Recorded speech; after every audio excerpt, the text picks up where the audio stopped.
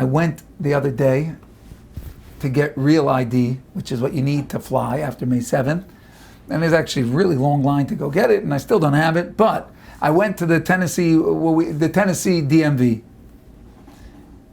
And I went in, and tons and tons of people there, obviously. Huge line always. I walk up to this first counter that tries to help situate you, and I tell her what I'm there for, and she looks at my papers, and of course she says I brought the wrong documents, even though I followed the list online. But of course somehow it's not the right stuff. So I march over to the side of her desk to sort my papers out, get ready to leave.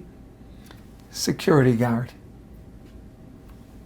Nice white guy, saw him standing there when I walked in. Comes over, the security guard of the place.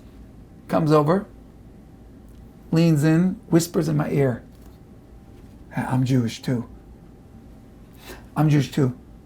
Let me help you out, brother. And he sits there telling me when to come back, how to do it, and we have a whole shmoozerai, and we're sitting there connecting, and the whole time he's like, yeah, I'm Jewish, and he keeps calling me brother. And I'm blown away by this, and we stayed in touch, and I invited him to come, meet me for coffee, and it's in the plans. We were supposed to meet on Sunday, didn't work out. His wife wasn't feeling well. Unbelievable. Jared, holy brother Jared. That's what I texted him on Sunday. He said, good morning, holy brother Jared.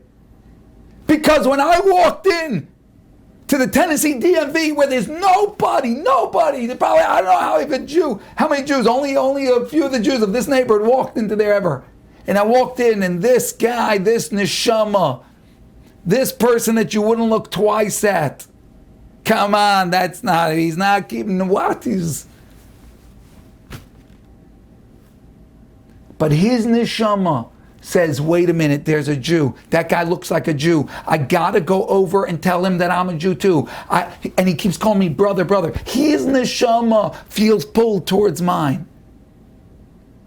My friends, my neshama shouldn't feel pulled towards his. His buried neshama that I'm looking down on feels pulled towards another Jew. My neshama better feel just as magnetically attracted to his if I have a neshama of a soul, right? Boom, he pops out like a daisy. Wait, I'm a Jew.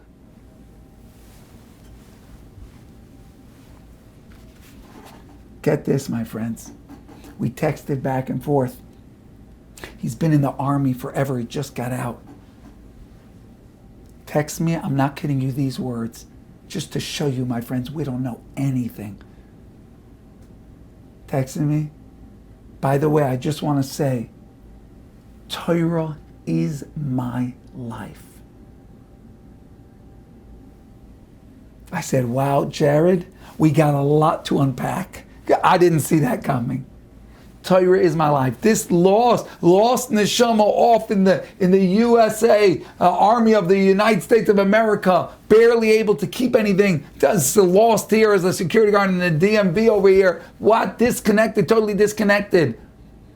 Do we fathom the neshama of a yid? He sees me, he runs over to me, and then he tells me Torah is my life. I don't know what that means. I'll find out when I get to meet him, and we get to share coffee, and we get to connect our neshamas the way they're supposed to be.